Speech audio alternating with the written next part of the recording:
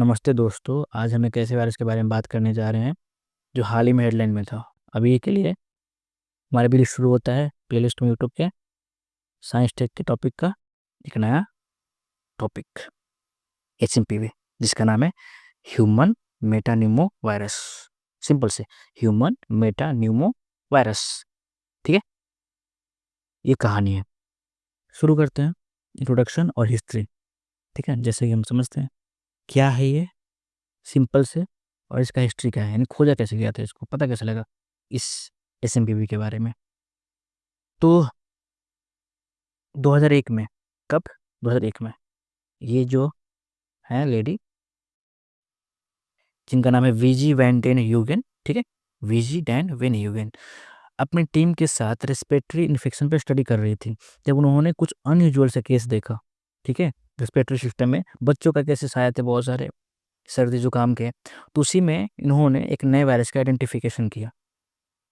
इसी अनयूजुअल सा ये वायरस पहले से था, लेकिन इन्होंने जब डायग्नोसिस किया, चेकअप किया, तो इन्होंने देखा कि अनयूजुअल सा रेस्पिरेटरी सैंपल में एक अनयूजुअल सा वायरस दिख रहा है जो अलग तरीके का इसका कंडीशन है। इसी नए वायरस का हम आज HMPV के नाम से जान रहे हैं। तो इन्होंने इस वायरस को क्या ढूंढा था, डिस्कवरी किया था, यानी कि 2001 तक ये वायरस छुप कर था, अपना काम कर रहा था, लेकिन हमें इसका पता लगाने में इतना सारा टाइम लग गया।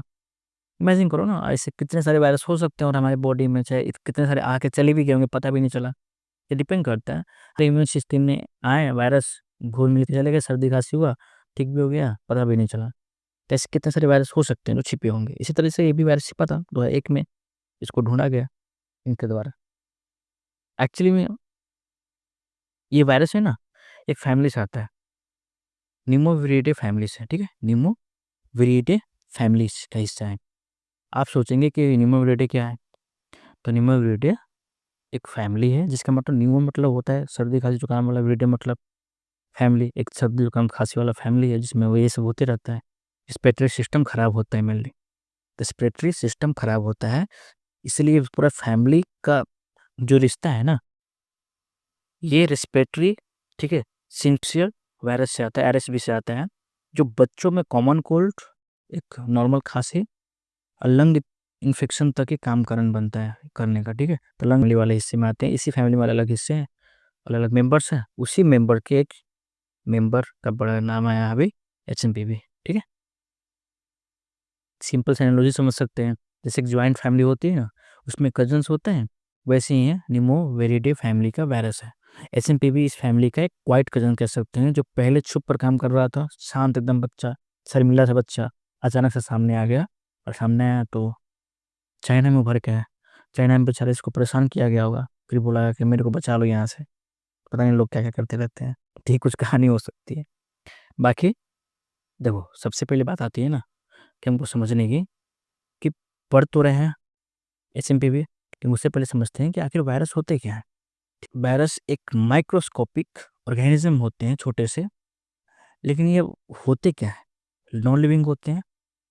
नॉन लिविंग से भी ज़्यादा चीज़ होते हैं ना, कि एक्चुअली में जिंदा और बेजान कह सकते हैं, जिंदा और बेजान के बीच के हिस्से होते हैं। जिंदा और बेजान के बीच का अजीब सा केस होता है। जब ये जिंदा और बेजान का मतलब समझना है तो समझो कि एक वायरस एक USB की तरह, समझो कि एक USB होता है हमारे पास, ठीक है, उसको मोबाइल में खोसना होता है, चाहे कंप्यूटर के लैपटॉप में हमको कहीं ना कहीं उसको प्लग इन करना होता है। जब तक प्लग इन नहीं कर रहे हैं उस USB को, तब तक वो पड़ा हुआ है, बेकाम है, कुछ काम का नहीं है, कुछ करता नहीं है। जैसे ही वो कंप्यूटर के अंदर जाता है, उसके अंदर स्टोर्ड प्रोग्राम एक्टिव शुरू हो जाते हैं और काम करना शुरू कर जाता है। वैसे ही वायरस होते हैं, जब तक एक्टिविटी शुरू नहीं कर रहे हो तब तक हमारे पड़े हैं, कुछ काम नहीं कर रहे हैं। ठीक है, लेकिन उनको एक्टिविटी शुरू करने के लिए उनको किसी होस्ट सेल की ज़रूरत होती है। ये होस्ट सेल हमारे बॉडी के अंदर होते हैं। क्या होती हैं? होस्ट सेल की ज़रूरत होती है।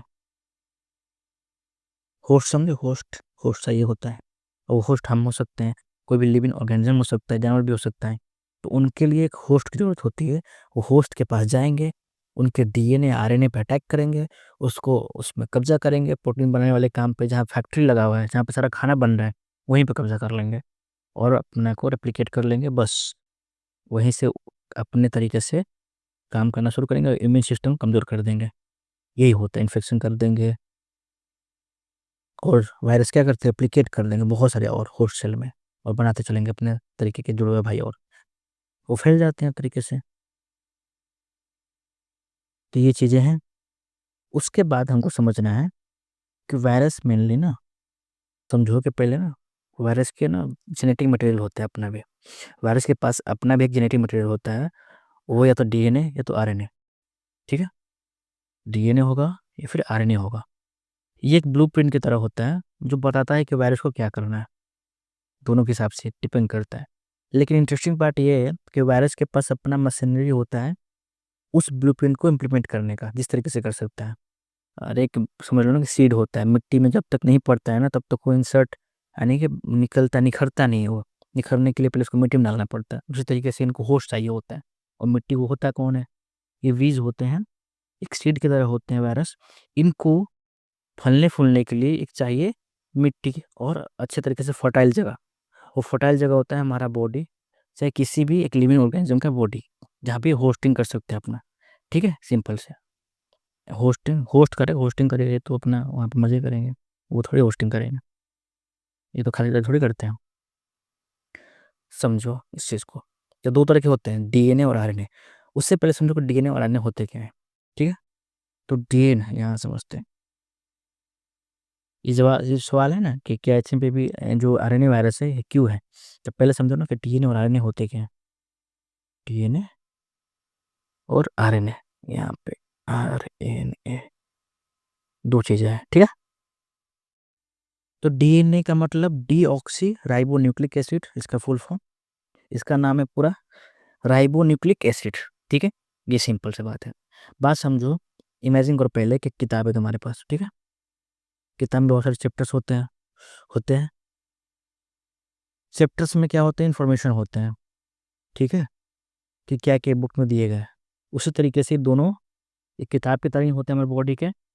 ठीक है, जहाँ पे सारे इन्फॉर्मेशन लिखे होते हैं, किसी भी ऑर्गेनिज्म का कंप्लीट डिजाइन कैसा होगा कैसा नहीं होगा, आंखें कैसे होंगी, नाक कैसा होगा, बाल कैसे होंगे, सब कुछ लिखा होता है इस किताब में, जो कि है डीएनए और आरएनए नाम का। ठीक है, ये चीज़ यहाँ पे कंप्लीट होता है। आगे होता है कि ये है डीएनए का स्ट्रक्चर और ये आरएनए का स्ट्रक्चर। डीएनए जो होता है डबल स्टैंडर्ड होता है और आरएनए जो होता है वो सिंगल स्टैंडर्ड होता है। इसको इमेजिन करना है तो इमेजिन करो कि डीएनए एक डबल लेन के हाईवे होता है, दो लेन वाला। ठीक है, जिसपे दोनों तरह से ट्रैफिक आती है। और आरएनए सिंगल लेन का रोड होता है जिसमें एक डायरेक्शन में ट्रैफिक आती है जाती है, बस ये है। दूसरी बात ये है कि डीएनए जो होता है वो ज़्यादा स्टेबल होता है। पेन तो चलता है, ये स्टेबल होते हैं। ठीक है, तो डीएनए स्टेबल होते हैं इसलिए जेनेटिक इन्फॉर्मेशन को लंबी ड्यूरेशन तक स्टोर कर सकते हैं। अगर स्टेबल हैं, सही से रह रहे हैं, सीधा बच्चा एकदम आराम से रहता है घर में। ठीक है, कुछ शोर नहीं मचाता है, जिसके पास जितनी भी इन्फॉर्मेशन है ना आराम से रहेगा, चुगली नहीं करेगा या संभाल के रखेगा सारी बातों को। आरएनए में क्या होता है ना, ये थोड़ा कम स्टेबल होता है, ये लेस स्टेबल होता है, थोड़ा सा ये बदमाश टाइप का बच्चा है। ठीक है, इसलिए टेम्पररी मैसेज को कैरी करता है, फटाफट भेजेगा, काम खत्म करेगा। कि ये जल्दी ना घुल मिल जाता है किसी के साथ, बदमाश के साथ मिल जाएगा। ठीक है, तो अपना रास्ता भी भटक सकता है। तो जानता है ये वायरस, ये जो खतरनाक सा वायरस है, इसका ये जानता है कि मेरे लिए कौन सही है, इसको ज़्यादा जल्दी होस्ट करना आसान है कि इसको होस्ट करना आसान है। इसको होस्ट करना आसान है। ठीक है, इसलिए इस पे अटैक कर जल्दी और कुछ नहीं होता है। तो डीएनए एक परमानेंट लाइब्रेरी की तरह होता है जहाँ पे सारी किताबें सेफ रहती हैं, समझ रहे। और ये जो आरएनए होता है ना, एक डिलीवरी बॉय की तरह होता है, टेम्पररी मैसेज लेके जाता है, थोड़ा सा खाना इधर फेंका उधर दिया, ऑर्डर दिया, चाहे कोई भी डिलीवरी बॉय की तरह। बस काम होता है इसका, पहुंचाना है मैसेज, मैसेज पहुंचा के काम खत्म हो गया। टीम मैसेंजर की तरह भी काम कर सकता है अपने तरीके से, ये होता है। डीएनए का काम है जेनेटिक इन्फॉर्मेशन को स्टोर करना। डीएनए जो है जेनेटिक इन्फॉर्मेशन को स्टोर करता है। ये होता है स्टेबल है, लाइब्रेरी की तरह है, तो अच्छे तरीके से स्टोर करके रखेगा सारी इन्फॉर्मेशन हमारे बॉडी के बारे में, आँखों के बारे में, जो भी चीज़ें हैं सारे बॉडी के पार्ट्स के बारे में जितने स्टोर कर सकते हैं इन्फॉर्मेशन करता है ये। आरएनए का काम है जेनेटिक इन्फॉर्मेशन को ट्रांसपोर्ट करना और प्रोटीन बनाने का। भी बताया आरएनए क्या करेगा? जो इन्फॉर्मेशन है, जेनेटिक इन्फॉर्मेशन, हमारे आनुवांशिक जो जानकारी है बॉडी को लेकर, ठीक है, वो उसको ट्रांसपोर्ट करते रहता है और प्रोटीन बनाता है। प्रोटीन बना रहा है तो सोचो ये कितना बड़ा काम कर रहा है, मैन्युफैक्चरिंग की तरह, एक इंजीनियर की तरह, एक आर्किटेक्ट की तरह, तो जो डिजाइन करता है, घर बनाता है, ये सब काम करते रहता है। उसके अलावा डीएनए ज़्यादातर क्या करता है, ज़्यादातर जो होता है वो न्यूक्लियस में पाए जाते हैं।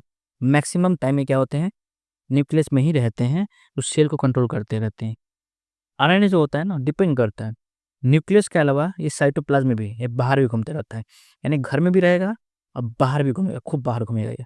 साइटोप्लाज्म में भी रहता है, ठीक है, जहाँ पे वो प्रोटीन बनाता है, ठीक है, और भेजते रहता है पूरे सेल में। इस तरीके से होता है।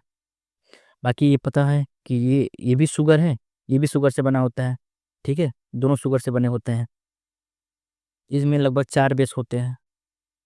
इनमें मेनली 2 ही बेस होते हैं, थायमिन और यूरासिल होते हैं। ये चीज़ होते हैं। तो ये कुछ बेसिक सी जानकारी थे।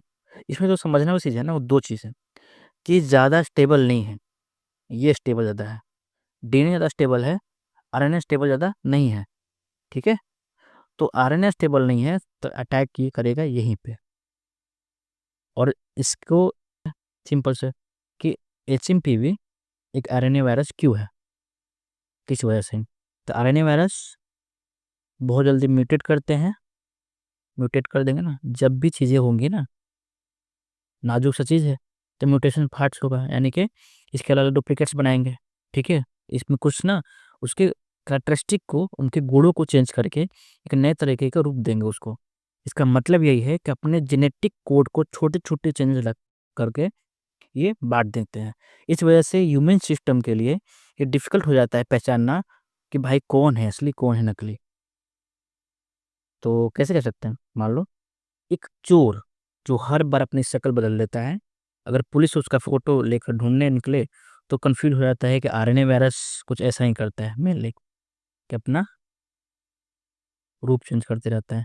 पहचान ही नहीं पाता है बॉडी, अरे इसको पकड़, इसको पकड़, कन्फ्यूज़ हो जाता है बॉडी, कर ही नहीं पाते हैं। चलो, तो अगला बात आता है हमारा नेक्स्ट पार्ट।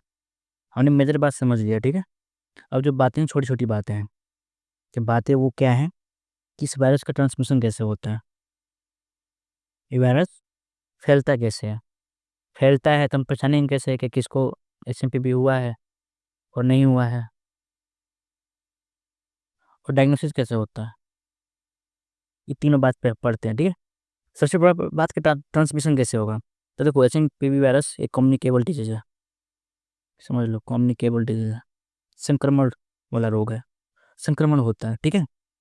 तो एचएमपीवी का ट्रांसमिशन सिंपल है, इसकी स्पीड काफ़ी फास्ट हो सकती है, ये वायरस फैलता है और फैलने का वजह है कि एक इन्फेक्टेड इंसान, ठीक है, जब भी खाँसेगा, छींकेगा, ठीक है, या फिर कॉन्टैक्ट में आएगा, टच करने से, या फिर कोई गंदी जगह हो, गंदी चीज़ें हो, मोबाइल गंदा है, ठीक है, कुछ भी चीज़ें, दरवाज़ा खोलने वाला जो हिस्सा है, उसपे बहुत लोगों ने छुआ है उसको, तो भी गंदा हो सकता है। ये चीज़ें, सारी चीज़ें क्या होती हैं, ट्रांसमिशन की वजह बनती हैं। तो सिम्पटम्स क्या होंगे? सिम्पटम्स होंगे वही खाँसना, ठीक है, एक कह सकते हैं कि अ, गला खराब होना, अरे क्या होते हैं, तो खाँसी, गला खराब होना, नाक बंद होना, सर्दी होना, बुखार होना, ये सब चीज़ें क्या होते हैं? इन सब चीज़ों की वजह से ये सिम्पटम्स होती हैं। और ज़्यादा खराब सिचुएशन होगा तो जो बिल्कुल ऐसा साँस लेने में जो आवाज़ें आने लगती है मुँह से, सीटी की तरह आवाज़ आने लगती है, तो सीटी से साँस लेना, निमोनिया, साँस लेने में दिक्कत, ये सब चीज़ें हैं। बाकी इसके बचने का तरीका क्या है? तो बचने का तरीका यही है, प्रिवेंशन करने के लिए। प्रिवेंशन यहाँ पे है, लेकिन यहाँ पे भी समझो, प्रिवेंशन क्या है? कि हाथ धो, सफाई रखो, मास्क लगाओ, हेल्दी फूड खाओ, एक्सरसाइज करो, ये चीज़ें हैं।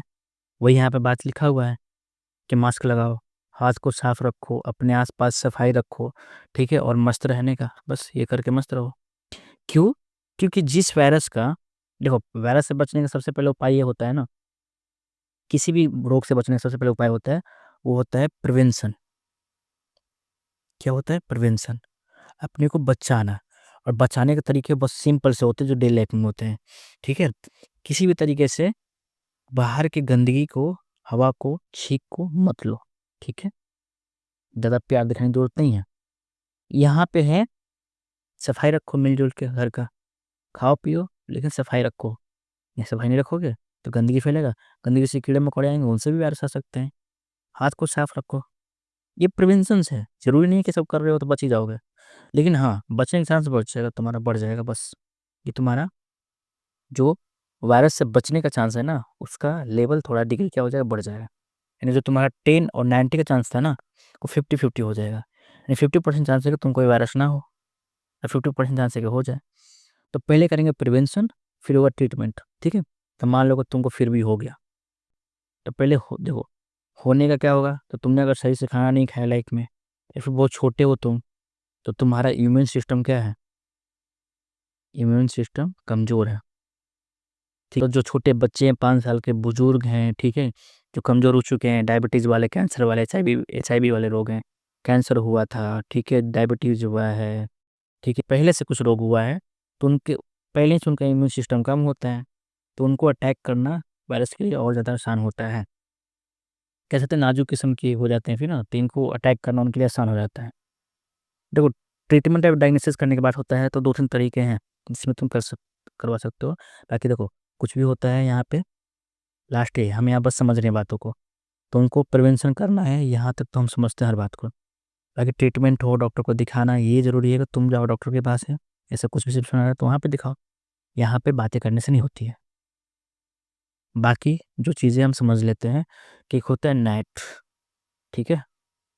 जिसको हम लोग बोलते हैं न्यूक्लिक एसिड एम्प्लीफिकेशन टेस्ट। ये टेस्ट वायरस के जेनेटिक मटेरियल को डिटेक्ट करता है, और सिंपल शब्दों में कहें तो एक माइक्रोस्कोप की तरह काम करता है, जो वायरस के छोटे से ब्लूप्रिंट को ढूंढता है। और ज़्यादा इमेजिन करना है तो समझो कि जंगल में जैसे जानवरों के पैर के निशान ढूंढते हैं ना, फुटप्रिंट ढूंढते हैं, वही काम करता है ये वायरस भी।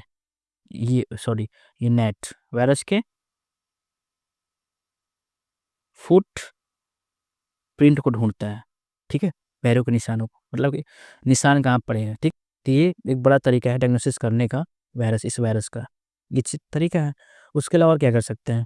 बनता नहीं है, तो प्रिवेंशन करना है, तो प्रिवेंशन करने का तरीका बता ही दिया।